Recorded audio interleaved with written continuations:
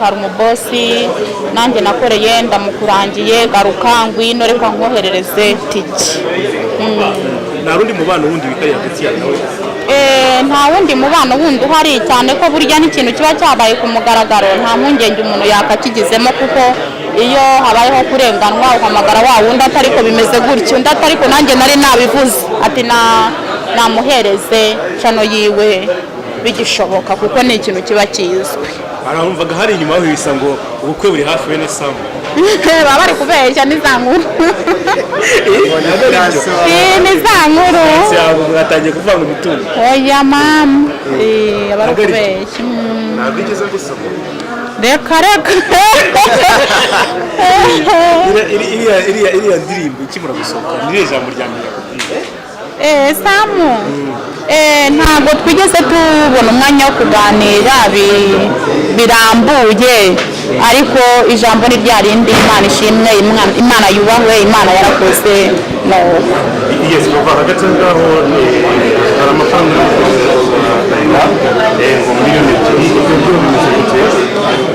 amafaranga nyine ndimwe ndayamwishyuza nk'uko bayamwoherereje, ariko akampakanira.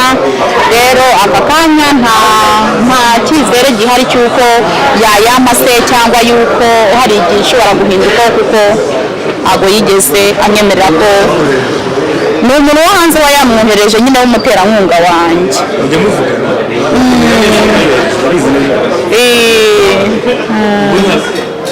noneho ikiri bukurikiyeho ni iki? nimba ari bukuri cyangwa bukwambure miliyoni ebyiri zose ni amafaranga menshi cyane mu by'ukuri. Ni amafaranga menshi, ariko ikintu nyine kiba cyanyuze mu kirere, atari ikintu cyabereye mu ruhame nk'uku nguku, mbese nyine ziba ari intambara usibye Imana yonyine. Se Vava wa Ursire ko yayohereje warabibonye, wabonye ko yohereje amafaranga? Nese ko yanyohereje message nyine ngo yayohereje nkayereka bagiti nawe akayibona tukajyayo bikaba intambara. Ugatunga miliyoni z'isoni. Oya. Ntabwo nayitunga. Ugatunga ufite umuntu warayisiye. Ugatunga menshi ugeze gutunga nangahe? Ni 50,000. Ugatunga umwana w'ihene. 50 nabwo niba twayakoreye bari ku muhanda. Nayo nkaje. Amafaranga bagiti yaguhaye menshi nangahe? Bagiti. Ambujije kuyavuga. Bavanga yasoza rero ubutumwa ugenera abanyarwanda. Atarasoza. Ese nta mukunzi ufite? Oya ntawe, bitewe n'uko mba ndi gupagasa nyine ntabwo, mbese nta mwanya mbibonera wo kubyitaho.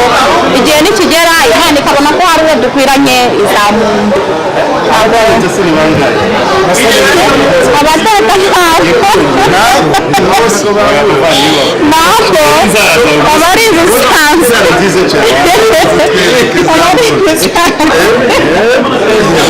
Urasa neza cyane. Murakoze. Sinzi niba twasoza. Niba wanditse uyu munsi? Ndabanditse. Nyine ibyo nza kubyigurira. Wowe ikanzu wayiguze angahe? Nayiguze kera. Sinzi ndagukora make-up. Ntabwo njya nkoresha make-up njyewe. Isiga nyine agapuderi bisanzwe.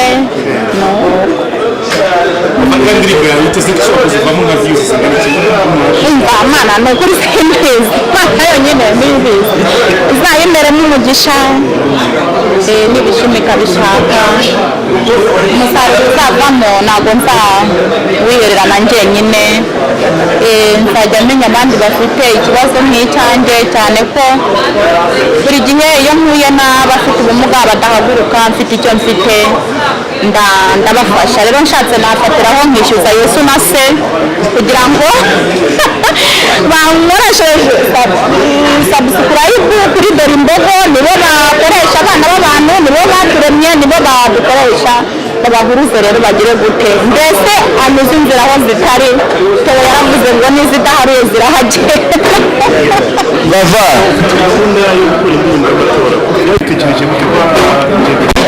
iriya ndirimbo y'amatora imaze igihe, narayikoze nyikora kera, Rayira akayikunda, akambwira ngo azamfasha tuyikore, ubwo rero mbonye umfasha twayishyira hanze nayo.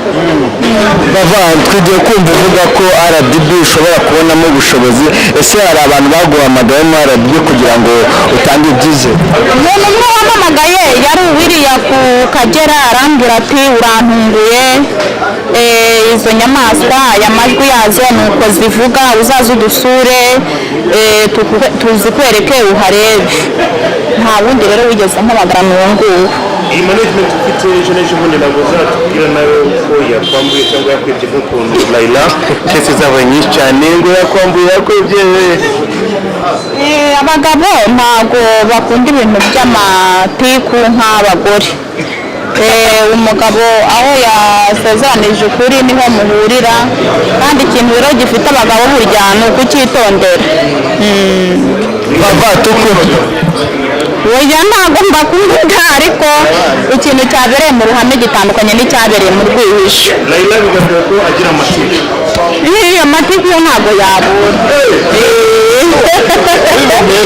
ntabwo yabura. Ni icyizere cy'uko RDB izaguha amafaranga yo gushyira mu ndirimbo zawe? Oya nta cyizere mfite, nta cyizere mfite na gitoya, gusa nishyuza Imana kuko igihamagara amahanga yose njya nkunda kubwira itangazamakuru naho muri mwigurira akantu, kuko ibi biganiro dukorera ku ma YouTube, izi ndirimbo, izi mpano zirebwa n'isi yose. Ukajya kumva ukuntu umuntu uba mu mahanga yakurura guhamagara ati nkwemereye igikorwa iki n'iki, nkwemereye impano iyi n'iyi. Rero nta cyizere mfite ngo njyewe ngo nshingire ngo kuba RDB ngo uzampemba. Imana yonyine nibona ko hari icyo ikwiye kungezaho izakingezaho, ariko ntabwo nshingiye kuvuga ngo bazampemba. Ariko mu bigaragara byo ni ukuri, mu gitekerezo nyakuri cy'ukuri RDB ikwiye kugira ikintu ivuga kuri iyi ndirimbo. Tugize amahirwe yo kukubona Vava, umenyekana bwa mbere wamenyekana bavuga kuri mushiki wa Bamporiki, wakiriye imyanzuro y'urubanza gute kuri Bamporiki Edouard? Numvaga ntashaka kubigarukaho cyane cyangwa se kubivugaho. Ndashimira Uwiteka Imana, imyaka bamukatiye ntabwo ari imyaka irambiranye cyane, akomere yumva akomeye, kandi ashimire leta y'igihugu cy'u Rwanda, kandi uwabyaye, uwahanuye, uwaganiriye nawe azamenye yuko guhemuka atari byiza.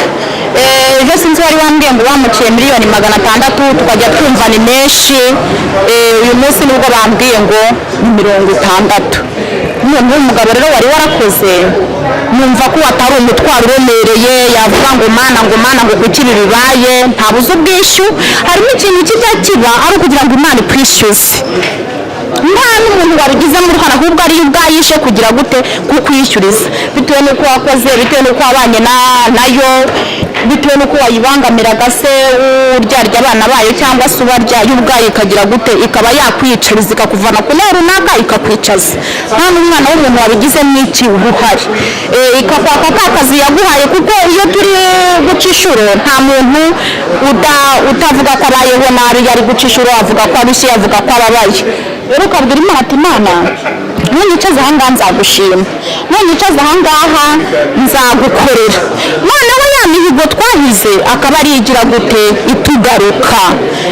Ugasanga rero ka kazi twahawe na leta ntabwo turi kugakora nk'uko amategeko ya leta abisaba, kandi amategeko ya leta niyo mategeko yande y'Uwiteka Imana. Niyo Imana ivuga ngo ntukibe, ntukavugire ubusa izina ryayo, na leta niko izagira gute izakubwira. Rero nubirengaho umuntu runaka akavuga ati reka nguhe 200,000 se nubake inzu hariya kandi bitemewe, reka nguhe 500 se, wumve ko uri guhemukira Imana, kandi wa mukoresha wawe azakugaye.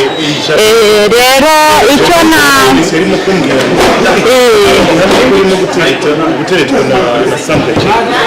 oya bo barabeshya, kuko Samu ni umuntu mbona gake, nkunda kumubona gake, ni umuntu mfata nk'umuvandimwe, ni umuntu w'iwacu, ni umuntu nongere mbisubiremo wagize uruhare kugira ngo mbe ndahangaha muri aka kazi.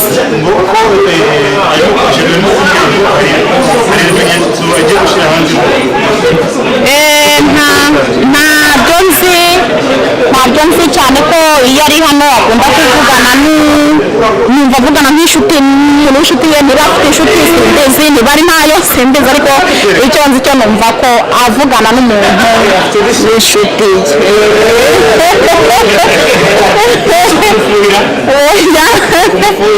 numva avugana n'umuntu w'inshuti ye cyane iyo agiye kunkoresha ibiganiro atereka mbanze nshaka ibirayi wagira ngo inzara izatwice nyine gutyo ubwo rero urumva ko wenda ari n'umukunzi we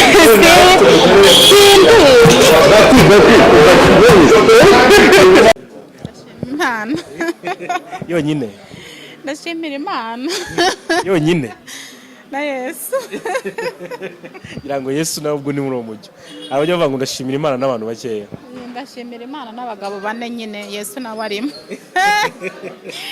kandi nkashimira Imana kubwo ari abagabo reba hariya ba padiri ndabashimiye cyane kandi nabakiriye baje nyine bifatanya natwe Imana ibaha umugisha. wakiriye gute iyi ntambwe uteye ko ugiye kujya muri lebo ndetse ukaba wizeye neza ko indirimbo uzajya uzikora bitandukanye na mbere zigasohoka zikajya hanze abanyarwanda bakazibona navuga ko ari ni igikorwa wakiriye gute muri rusange nka Vava? Ni igikorwa cyanejeje yatangiye umurimo izanawusohoza nibona ko nanjye nkwiye kuba muri uwo mubare w'abakora ibihangano bikamamara cyane bikamenyekana sava nibona ko nanjye hari aho nagera bizahangeza cyane ko ariyo ishobora byose. Vava uko ubibonye wowe ino lebo ugiyemo ndetse na kino gikorwa tutangije uno munsi uri kubona uzungukiramo gute?